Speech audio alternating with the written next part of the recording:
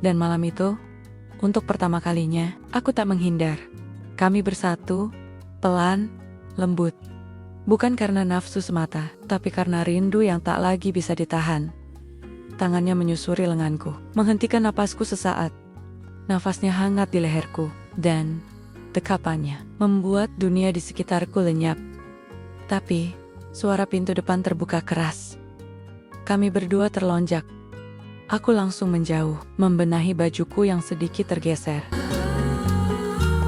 Namaku Ayu, usia 42 tahun. Tapi orang sering bilang aku tak terlihat setua itu. Mungkin karena aku rajin merawat diri. Meskipun hidupku tak bisa dibilang mewah, tubuhku masih ramping. Lekuk, tubuhku tetap terjaga. Pinggangku ramping, pinggulku padat, dan dada yang, cukup membuat kepala beberapa lelaki berputar. Mungkin karena itulah, aku sering dipanggil pembantu yang body goals.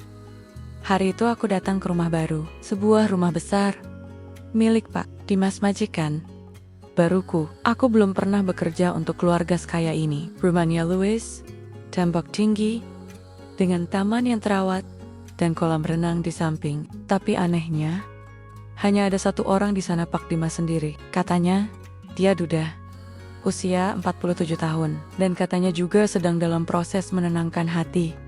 Saat aku datang, aku mengenakan blus putih ketat, lengan 3/4, dan rok span hitam yang membentuk pinggul. Mungkin agak berani untuk ukuran pembantu, tapi aku suka terlihat rapi dan percaya diri. Aku memang selalu berpakaian bersih dan menarik, bukan menggoda, hanya tampil anggun. Meskipun aku sadar ada beberapa mata yang kadang terlalu lama melihat.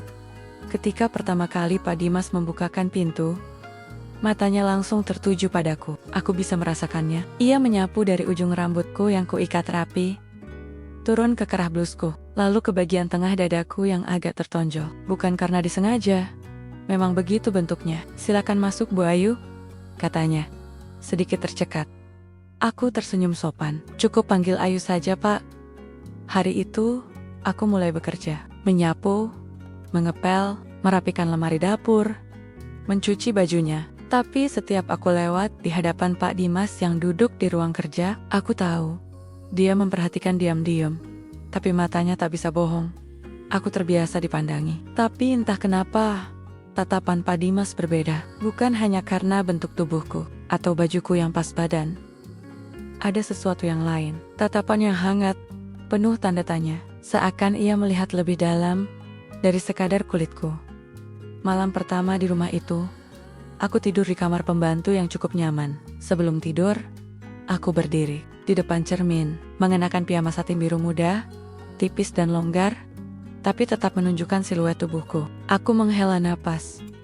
Ini rumah yang tenang, pikirku. Tapi aku merasa akan ada badai yang datang. Aku belum tahu kalau sejak hari pertama aku melangkah ke rumah itu, hidupku akan berubah. Aku bukan hanya jadi pembantu, aku akan jadi sesuatu yang lebih dari itu. Sesuatu yang bahkan aku sendiri belum mengerti. Malam itu, udara cukup dingin. Aku mengenakan daster tidur favoritku bahan sutra tipis, warna merah marun, dengan tali halus di bahu dan potongan yang agak tinggi di bagian paha. Kainnya lembut, membelai kulit setiap kali aku bergerak. Aku tak berniat tampil menggoda, hanya merasa lebih nyaman saat tidur. Tapi siapa sangka, malam itu, aku tak benar-benar bisa memejamkan mata.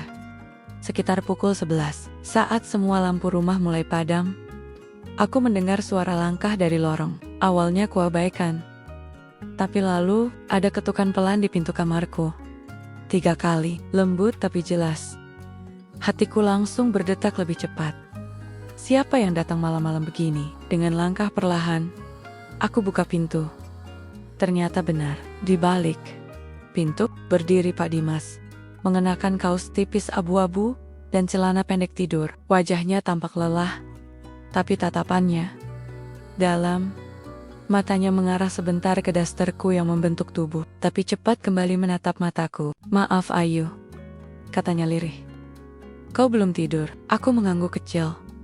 Tanganku masih memegang gagang pintu. "Belum, Pak. Ada yang bisa saya bantu?" Ia diam sebentar, kemudian berkata, Boleh saya bicara sebentar? Di dapur mungkin?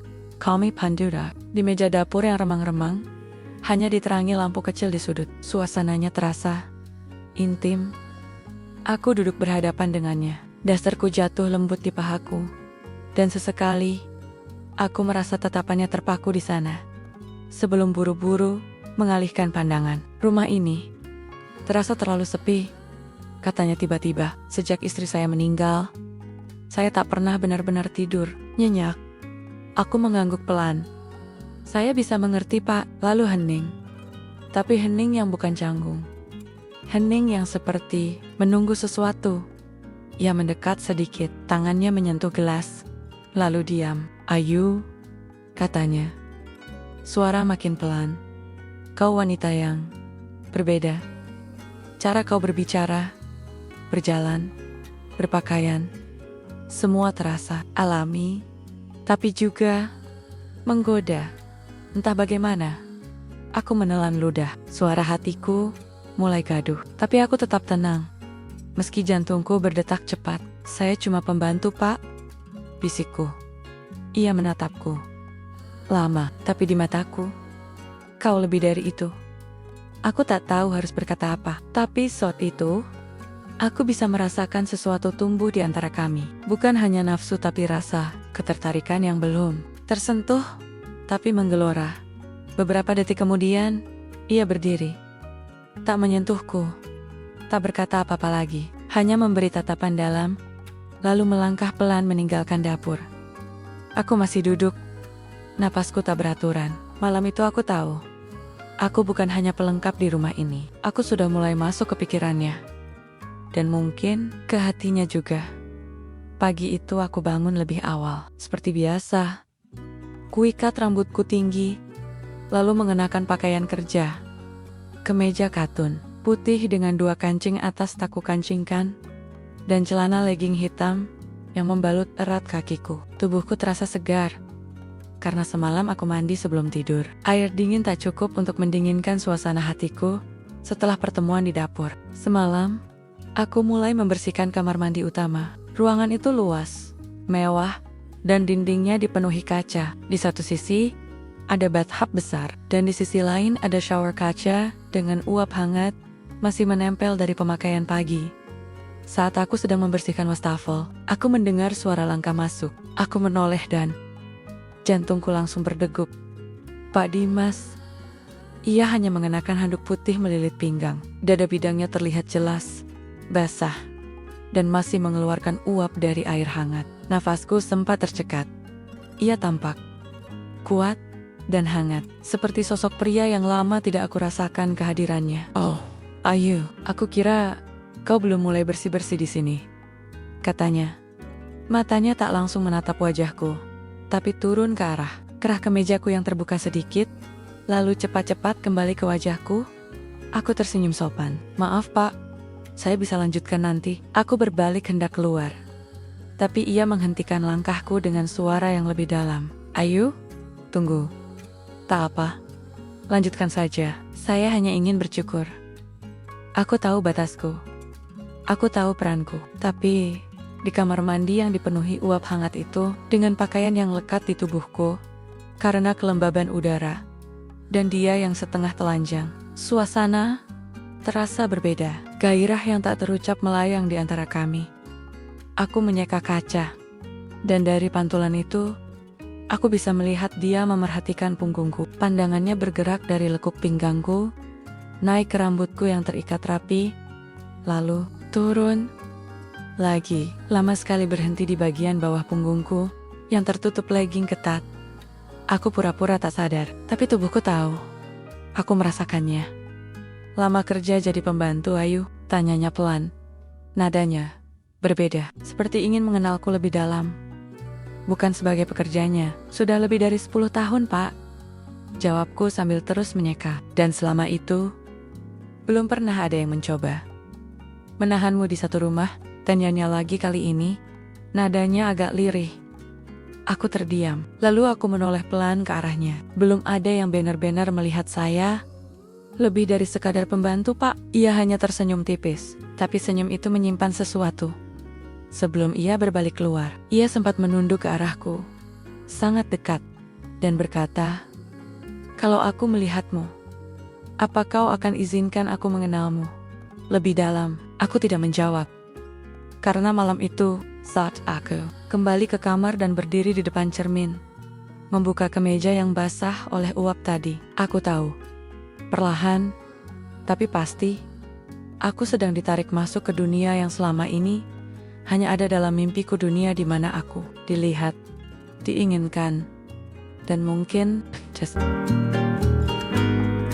Sudah 3 minggu aku bekerja di rumah Pak Dimas, tapi rasanya seperti bertahan-tahan aku mengenalnya. Kami semakin sering berbicara tentang makanan, tentang masa lalu, bahkan tentang kesepian. Tapi yang tak pernah kami bicarakan, justru yang paling sering terasa, ketertarikan yang samar, tapi mengalir seperti arus sungai yang tenang, tapi dalam. Pagi itu matahari cerah, udara hangat, dan angin sepoi-sepoi menyentuh kulit. Aku sedang menjemur pakaian di halaman belakang bagian rumah yang agak tersembunyi. Aku mengenakan tank top hitam yang pas di badan dan celana pendek selutut warna krem. Bajuku memang selalu sopan, tapi tubuhku memang tak bisa bersembunyi sepenuhnya. Tanganku sedang menggantungkan pakaian Pak Dimas, kaos-kaos tipis dan celana dalamnya yang berwarna gelap. Saat aku mengangkat tangan ke tali jemuran, aku tak sadar posisi tubuhku cukup terbuka. Pinggangku menekuk ke depan sedikit, dan kain tipis celanaku menempel pada kulit.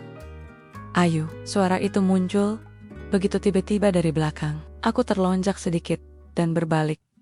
Pak Dimas berdiri tak jauh. Ia tampak baru bangun, rambutnya sedikit acak, mata masih sembab. Ia mengenakan celana panjang kain longgar dan kaos polos putih.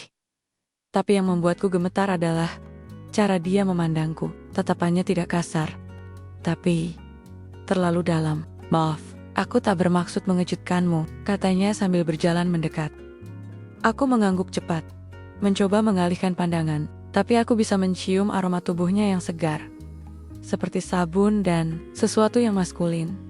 Tangannya mengambil salah satu baju dari keranjang. Lalu tanpa berkata apa-apa, ia menggantungnya di jemuran di sampingku. Kami berdiri sangat dekat, begitu dekat. Aku bisa merasakan kehangatan tubuhnya di balik pakaiannya. Lalu, saat aku menjulurkan tangan lagi, jemari kami tak sengaja bersentuhan. Kecil, sekejap, tapi menyalakan sesuatu. Aku buru-buru menarik tangan, tapi dia malah menahan jari-jariku sejenak. "Lembut, hangat, tak memaksa, Ayu," bisiknya. Hampir seperti gumaman angin. Aku mendongak, dan untuk sesaat, mata kami bertemu. Dunia seakan berhenti, aku tak bisa berpaling. Tapi sebelum sesuatu terjadi, aku menarik diri dengan halus. "Maaf, Pak, saya harus lanjut masak siang ini." Dia tak menahan, hanya diam. Tapi sorot matanya menyimpan begitu banyak yang tak terucap. Sore itu, saat aku kembali ke kamar, aku duduk di tepi ranjang, memandangi jemari yang tadi disentuhnya. Begitu, Helen, tapi terasa sampai ke dada. Dan entah kenapa, saat itu aku tahu bukan hanya aku yang mulai jatuh. Pak Dimas pun sedang perlahan terseret ke dalam dunia yang tak pernah ia rencanakan. Dunia tempat seorang pembantu bernama Ayu mulai mengisi ruang kosong di hatinya. Malam itu, aku menyiapkan makan malam yang lebih istimewa dari biasanya. Entah mengapa, tanganku seperti bergerak dengan semangat berbeda. Aku memasak ayam panggang madu, sup jagung hangat, dan monata meja, makan dengan lilin kecil di tengahnya. Kupakai blus biru gelap dengan lengan pendek dan rok panjang belahan samping. Bukan untuk menggoda, tapi entah, aku ingin terlihat istimewa. Mungkin untuk diriku sendiri, mungkin juga karena seseorang. Pak Dimas keluar dari kamarnya tepat saat makanan siap. Kali ini, ia memakai kemeja abu-abu tipis. Lengannya digulung, dan rambutnya tersisir rapi. Jantungku berdetak sedikit lebih cepat melihatnya berjalan mendekat sambil tersenyum. "Wah, malam ini seperti makan di restoran," katanya pelan. Aku menunduk sedikit sambil tersenyum. "Bukan restoran, tapi semoga rasanya tidak mengecewakan." Kami makan dalam diam, Tapi bukan diam yang kosong. Ada ketegangan aneh di antara kami. Tatapan kami saling bertemu beberapa kali. Dan setiap kali itu terjadi, mataku cepat-cepat kembali menunduk. Sampai akhirnya, dia meletakkan sendoknya. Ayu, boleh aku tanya sesuatu? Aku menoleh pelan. Tentu Pak, kenapa? Kau masih sendiri? Pertanyaan itu seperti menyentil bagian terdalam diriku. Bukan karena menyakitkan, tapi karena sudah lama tak ada yang bertanya dengan ketulusan. Seperti itu. Aku menghela napas. Mungkin karena belum ada yang benar-benar melihat saya. Pak, mereka hanya melihat tubuh ini, bukan hati saya. Ia memandangi wajahku. Lama dan dalam. Justru itu yang membuatku bingung. Bagaimana bisa seseorang tak melihat lebih dari sekadar tubuhmu? Aku menelan ludah. Tubuhku memang sering jadi pusat perhatian. Tapi malam itu, aku merasa dilihat dengan cara yang berbeda. Seolah Pak Dimas sedang menyentuh bagian paling lembut dari diriku tanpa menyentuh sama sekali. Kemudian, tanpa banyak kata, ia berdiri, mengambil gelas, berjalan ke arahku. Ia tak duduk lagi. Ia berdiri di belakang kursiku, tangannya menyentuh bahuku, pelan sekali. Terima kasih Ayu, katanya lembut, hampir berbisik di dekat telingaku. Malam ini terasa lebih hangat, dan sebelum ia melangkah pergi, ia sempat menurunkan tangannya sebentar ke lengan atasku, sentuhan ringan, tapi cukup membuat kulitku merinding. Setelah ia masuk ke kamarnya, aku masih duduk di meja makan, menatap kosong ke arah lilin yang hampir padam. Tanganku menyentuh bahu yang tadi ia sentuh. Hangatnya belum hilang. Malam itu, aku tak menangis. Tapi dada ini sesak, bukan karena sedih tapi karena mulai jatuh pada sesuatu yang indah dan berbahaya. Hari itu, hujan datang tiba-tiba, petir menyambar keras, dan langit seperti menumpahkan semua air yang ditahannya selama berminggu-minggu. Rumah besar itu, yang biasanya terasa tenang, malam itu penuh gemuruh dan dingin yang menggigit. Aku sedang melipat cucian di ruang tamu ketika listrik mendadak padam. Gelap. Beberapa menit kemudian, aku mendengar langkah cepat dari arah tangga. Pak Dimas muncul dengan senter kecil di tangan, mengenakan kaos hitam dan celana training tipis. Rambutnya sedikit basah entah karena air atau keringat. Ia terlihat lebih muda malam itu. Ayu, kamu gak apa-apa? Tanyanya lembut. Aku mengangguk. Hanya kaget saja Pak. Dia duduk di sofa, lalu menepuk tempat kosong di sampingnya. Duduklah sebentar. Dingin sekali malam ini. Aku ragu, tapi lalu duduk, menjaga jarak secukupnya. Tapi entah kenapa, rasanya jarak itu tidak benar-benar ada. Kami diam dalam temaram cahaya senter. Di luar, suara hujan semakin deras, seperti suara rindu yang tak sempat diucapkan. Tubuh menggigil, bukan karena takut, karena dingin, dan mungkin karena jantungku yang berdegup terlalu keras. Tanpa berkata apa-apa, Pak Dimas mengambil selimut besar dari sisi sofa. Ia memboginia menyelimuti kami berdua. Saat selimut itu menutupi bahuku, lengannya bersentuhan dengan lenganku. Lama, lembut, hangat. Kau dingin, katanya pelan. Aku hanya tersenyum kecil. Sedikit Pak, hening. Lalu ia berkata, nyaris berbisik, Ayu, aku tak tahu bagaimana cara menahan ini semua. Cara menahan keinginan untuk mendekatimu. Kata-kata itu mengguncangku lebih dari suara petir di luar sana. Aku menoleh, wajah kami hanya berjarak sejengkal. Nafasnya menyentuh pipiku. Matanya begitu jujur. Tapi tak ada tangan yang menyentuh, tak ada bibir yang memaksa. Hanya keheningan yang bicara lebih banyak dari apapun. Aku hanya pembantu Pak, bisik, seperti mengingatkannya. Atau mungkin diriku sendiri. Ia menggeleng pelan. Mungkin kau datang sebagai pembantu, tapi kau membuatku hidup kembali sebagai laki-laki. Aku tak bisa berkata apa-apa. Tapi malam itu, kami duduk lama di bawah selimut yang sama, tanpa menyentuh lebih dari sekedar lengan dan bahu. Tapi sentuhan itu lebih dalam dari kulit. Bagian hatiku yang lama terkunci. Dan untuk pertama kalinya dalam hidupku, aku merasa dicintai. Bukan karena tubuhku, tapi karena diriku. Sejak malam hujan dan selimut itu, suasana rumah berubah. Pak Dimas jadi lebih sering mengajak bicara, duduk bersamaku lebih lama. Bahkan terkadang, diam-diam memandangku saat aku sibuk memasak. Ia tak berkata banyak, tapi dari caranya memperhatikan, aku tahu, perasaan itu tak lagi bisa disembunyikan. Tapi semua itu mulai terusik oleh satu tamu. Namanya Rani, sepupu jauh Pak Dimas, yang datang untuk urusan keluarga. Ia cantik, muda, dengan tubuh ramping dan cara bicara yang manja. Ia datang dengan koper kecil, mengenakan dres putih ketat, dan parfum menyengat yang langsung memenuhi ruangan. Saat kami bersalaman, matanya sempat menatap ke arahku dari ujung rambut sampai tumit. Seperti menilai dan menghakimi. Kamu pembantunya? Ya, tanyanya sambil tersenyum miring. Kelihatan sangat terawat.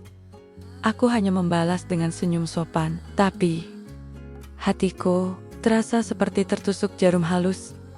Selama 3 hari Rani di rumah, aku mencoba bersikap biasa. Tapi mataku tak bisa bohong. Aku melihat cara dia menyentuh lengan Pak Dimas saat bicara, tertawa keras, atau berjalan mondar-mondir di dalam rumah, dengan celana pendek yang nyaris seperti celana dalam, dan yang paling menusuk. Malam itu aku keluar dari dapur, mengenakan dress longgar berwarna hijau lumut, bukan pakaian kerja, hanya baju santai. Aku melewati ruang tengah, dan melihat Rani duduk sangat dekat dengan Pak Dimas di sofa. Tangannya menyentuh lututnya, lutut Pak Dimas. Aku berhenti. Tak berani melangkah, tapi mereka belum sadar aku berdiri di sana. Dimas, suara Rani terdengar lembut, namun menusuk. Kenapa kau belum menikah lagi? Kau punya rumah besar dan terlalu tampan untuk terus sendiri. Pak Dimas hanya diam, tapi aku bisa melihat bahunya menegang. Aku di sini, lanjut Rani. Suaranya seperti madu yang disiramkan perlahan. Dan aku tak keberatan kalau kamu mencari istri baru. Aku tak sanggup mendengar lebih. Malam itu, aku masuk kamar dengan langkah berat. Tapi belum sempat aku membuka pintu, ada suara langkah cepat mendekat. Rani baru pergi tidur. Suara Pak Dimas tiba-tiba terdengar di belakangku. Aku menoleh pelan. Ia berdiri di sana. Wajahnya lelah dan jengkel. Aku tahu kau mendengarnya. Aku mengangguk pelan. Dia cocok untuk bapak, keluarga, cantik, sekelas. Dia melangkah mendekat. Suaranya mulai pelan. Aku tidak mencintai Rani. Aku diam.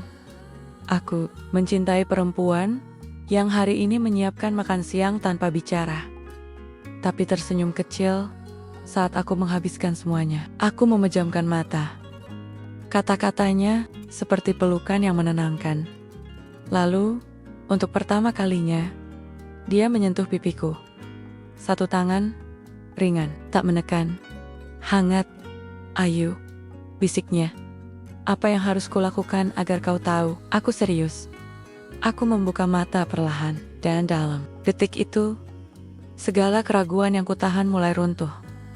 Tapi, sebelum aku bisa menjawab, kami mendengar langkah kaki kecil mendekat dari ujung lorong. Rani. Kami langsung menjauh. Ia berdiri di sana.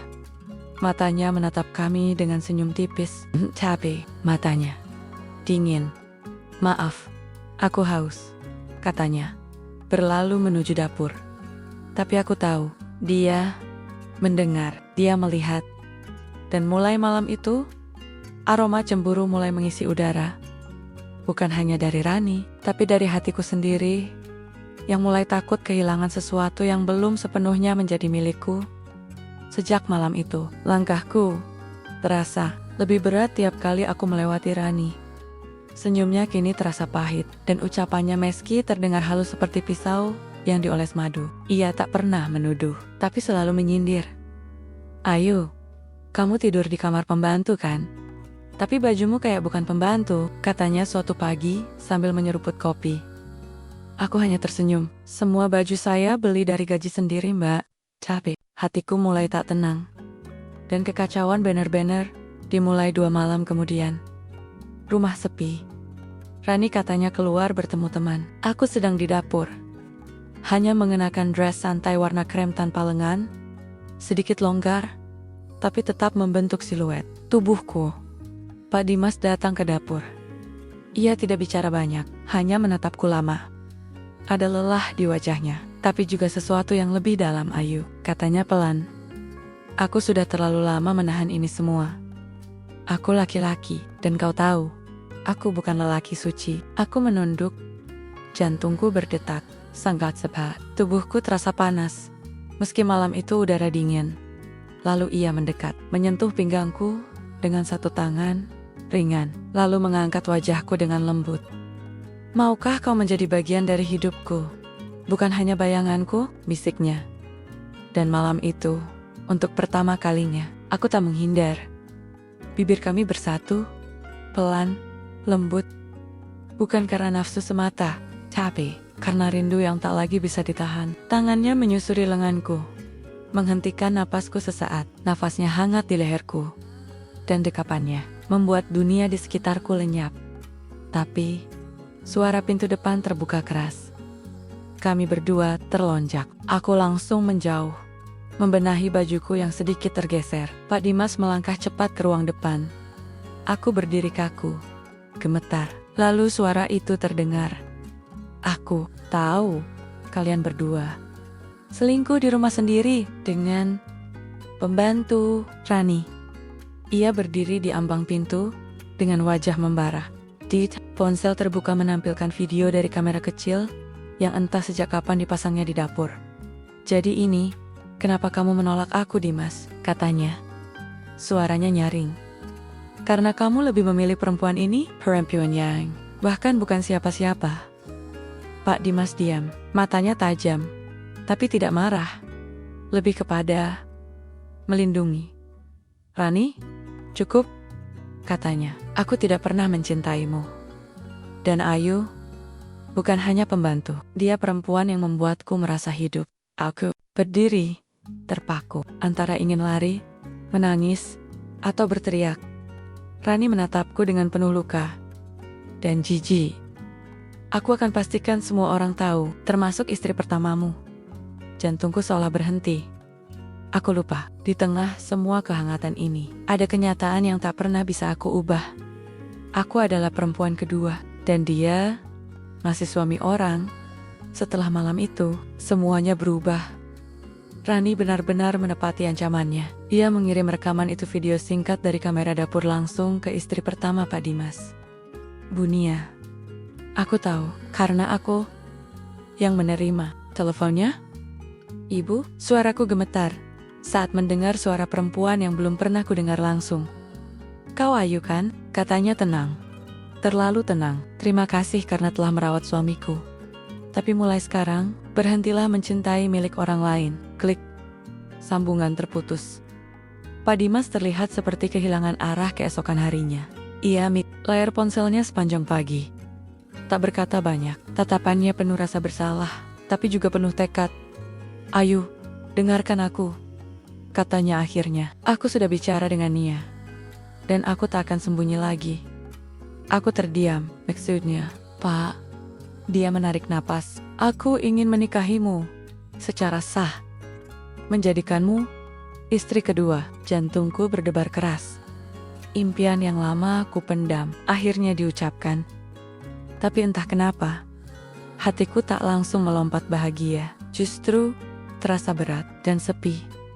Aku tahu, ini tidak akan mudah. Lanjutnya, aku mungkin akan kehilangan segalanya. Nama baik, keluarga, anak.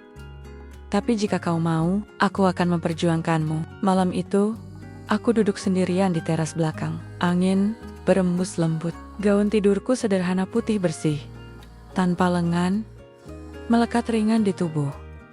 Tapi yang terasa bukan kulitku, melainkan beban di dalam dada. Kupandangi langit, kubayangkan hidup sebagai istri kedua. Disayang, tapi dibisikkan. Disentai tapi tidak diumumkan. Aku bukan perempuan polos.